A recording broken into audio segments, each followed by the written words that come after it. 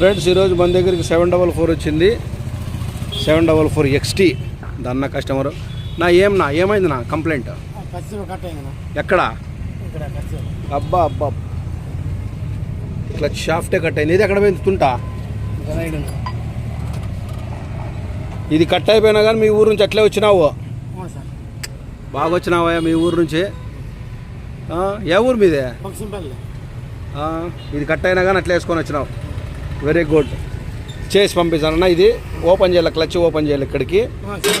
ఇక్కడికి clutch open చేయాలా. Clutch open చేసి షాఫ్ట్ వేసి పంపిస్తా. ఓకేనా? ఓ 10 నిమిషాలు. షాఫ్ట్ కట్ అయిపోయిందని చెప్తాం కదా. ఈయన కస్టమరు. అన్న షాఫ్ట్ కట్ అయిపోయింది, లోపలికి వెళ్ళిపోయింది.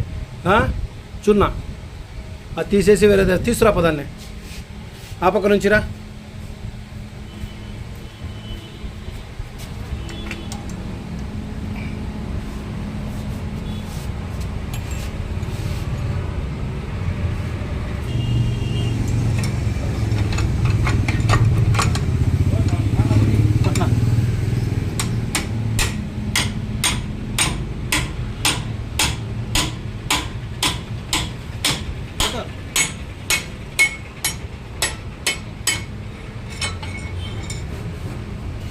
ఇది షాఫ్ట్.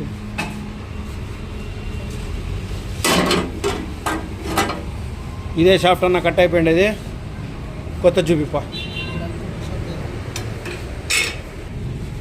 ఇది దాని పీసు. ఫ్రీగా ఉన్నా షాఫ్ట్ టైట్గా ఉన్నా?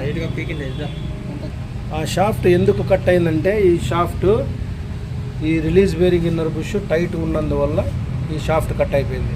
తీప ఇప్పుడు దానికి కానీ గ్రీసింగ్ చేసి ఆయిలింగ్ చేసి చేద్దాం.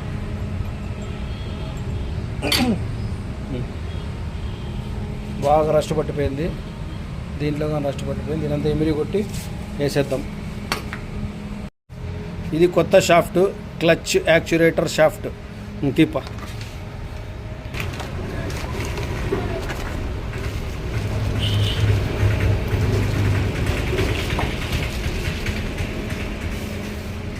కింద కొంచెం కింద పెట్టు. అట్లా పెట్టింది. ఇది కొత్తది. ఇట్లా ఉండాల్సిండేది కట్ అయిపోయింది.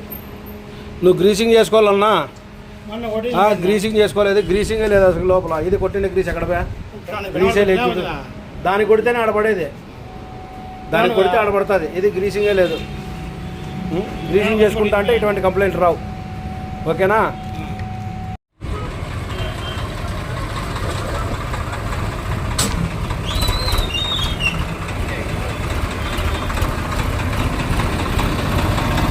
పొద్దున చేసినాము కదా, క్లచ్ షాఫ్ట్ కట్ అయిపోయింటే అదే బండే.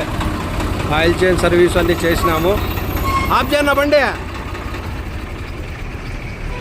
చెప్పునా ఎట్లుంది? బాగుంది. గేర్లు బాగా పడుతున్నాయా? ఒక్క నిమిషం ఆ పక్క వస్తా.